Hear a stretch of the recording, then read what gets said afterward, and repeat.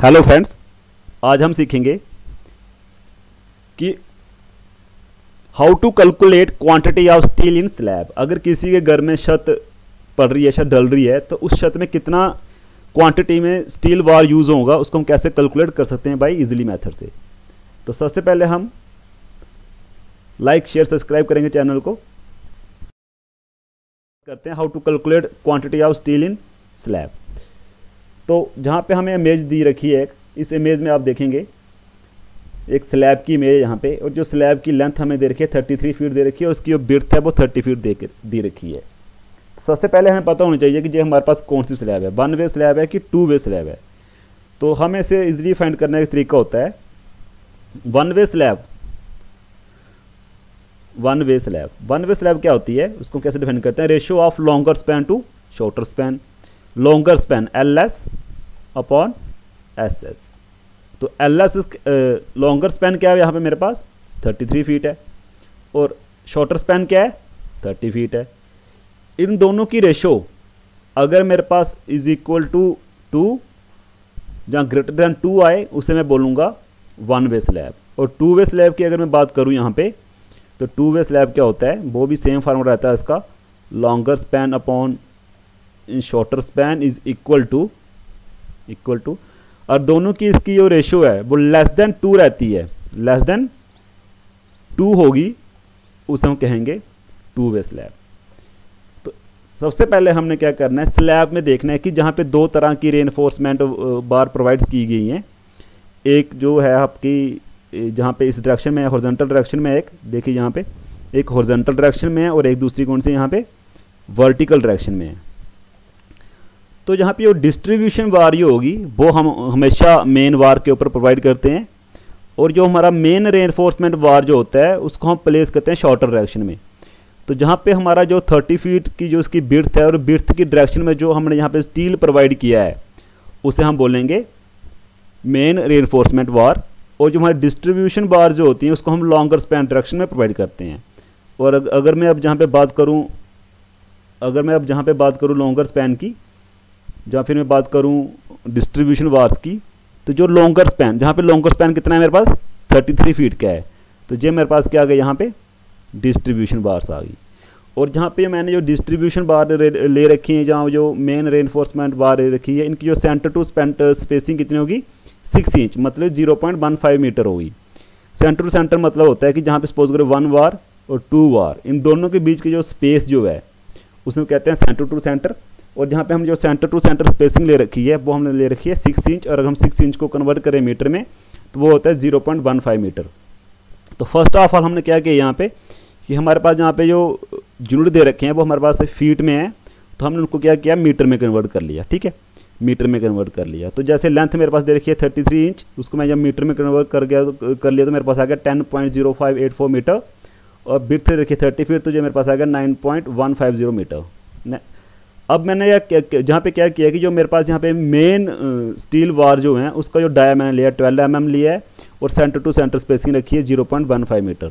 और जहाँ पे मैंने डिस्ट्रीब्यूशन बार ले रखी हैं, इनका जो मैंने डाया लिया है वो मैंने लिया 10 mm लिया है, ठीक है, और सेंटर टू सेंटर स्पेसिंग भी इसकी 0.15 मीटर रखी है, मतलब 6 इंच रखी है।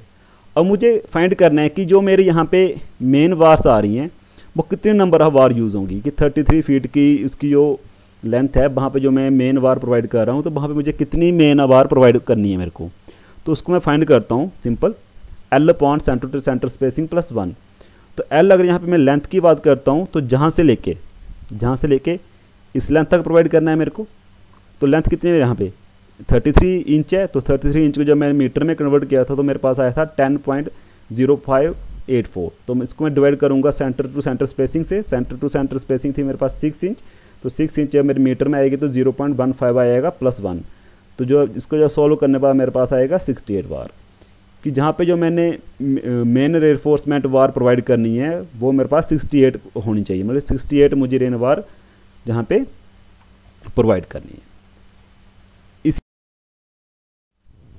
अब मुझे डिस्ट्रीब्यूशन बार भी फाइंड करनी है कि जहाँ जो मैं वर्टिकल डायरेक्शन में डिस्ट्रीब्यूशन बार प्रोवाइड कर रहा हूँ, तो मुझे यहाँ पे कितने number of distribution bar provide करने हैं। तो उसका फार्मूला रहता है मेरे पास L अपॉन CC प्लस 1, तो हम जहाँ पे देखें कि इस डायरेक्शन में देखोगे, अब आप हॉरिजॉन्टल डायरेक्शन में देखोगे जहाँ से लेके, तो जहाँ पे जो डिस्ट्रीब्यूशन बार हमें फाइंड करनी है, तो जहाँ पे जो हमारा एल आएगा वो आएगा 30 फीट। तो 30 फीट हमारे पास मीटर में आएगा 9.150 upon 0.15 centre spacing plus 1 to 62 bars. कहने का मतलब है कि जो मुझे इस डायरेक्शन में बार प्रोवाइड करनी है वो 62 नंबर ऑफ बार्स हैं, और जो मेरे पास हॉरिजॉन्टल डायरेक्शन में बार्स हैं वो 68 बार हैं। मतलब मेन बार जो मेरे पास 68 आ रही हैं और डिस्ट्रीब्यूशन बार मेरे पास 62 आ रही हैं। अब मैं क्या करूँगा, अब हमने यहाँ पे क्या किया, नंबर ऑफ बार्स कैलकुलेट कर लिए हैं। अब मैं क्या करूँगा, मैं देखूँगा कि जहाँ पे जो टोटल लेंथ होगी मेन बार्स की वो कितनी होगी। जो मेरे हॉरिजॉन्टल डायरेक्शन में मेन बार जा रही है इसकी जो टोटल लेंथ कितनी होगी, इसको मैं कैसे फाइंड करूँगा। अब मुझे पता है कि मेरे पास 68 मेन बार जा रही हैं, ठीक है, 68 नंबर ऑफ मेन बार्स है मेरे पास। उसकी जो हर एक बार की जो लेंथ मेरे पास कितनी आ रही है, 9.150 आ रही है। अब दोनों की जब मल्टीप्लिकेशन करूँगा इसका सम मेरे पास आएगा 622.2 मीटर।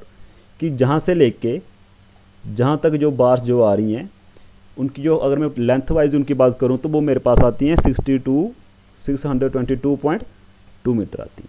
इसी तरह से अब मुझे टोटल लेंथ ऑफ डिस्ट्रीब्यूशन बार की भी फाइंड करनी है कि जो यहाँ पे वर्टिकल डायरेक्शन में जो डिस्ट्रीब्यूशन बार जो है इनकी टोटल लेंथ कितनी होगी।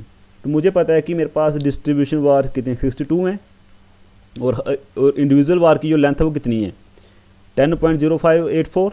जब मैं मल्टीप्लाई करूँगा तो मेरे पास आएगी जितनी भी जहाँ पे 62 बार्स हैं सबकी लेंथ आ जाएगी मेरे पास 623.62 मीटर आ जाएगी मेरे पास।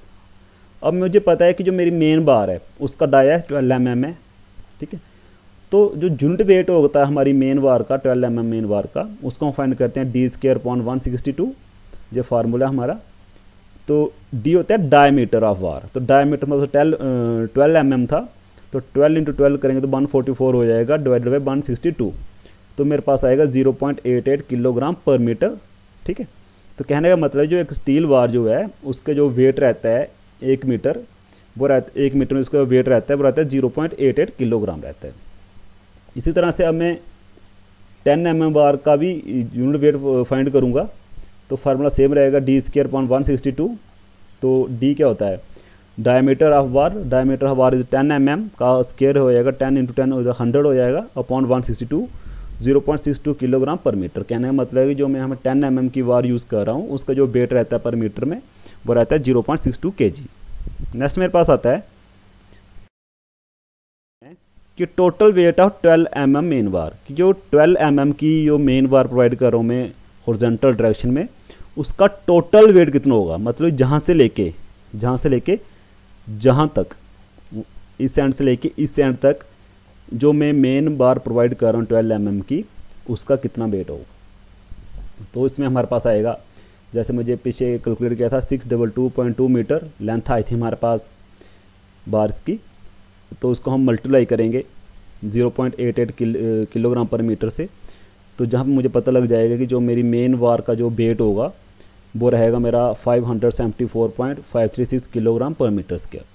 इसी तरह से हमें डिस्ट्रीब्यूशन बार्स की बात करूँगा, जब जो 8 mm की डिस्ट्रीब्यूशन बार मैंने प्रोवाइड की हुई हैं, तो उसकी जो डिस्ट्रीब्यूशन बार की जो लेंथ रहती है वो रहती है 623.62 मीटर, और उसका जो यूनिट वेट रहता है पर मीटर वो रहता है 0.62 किलोग्राम पर मीटर, ठीक है।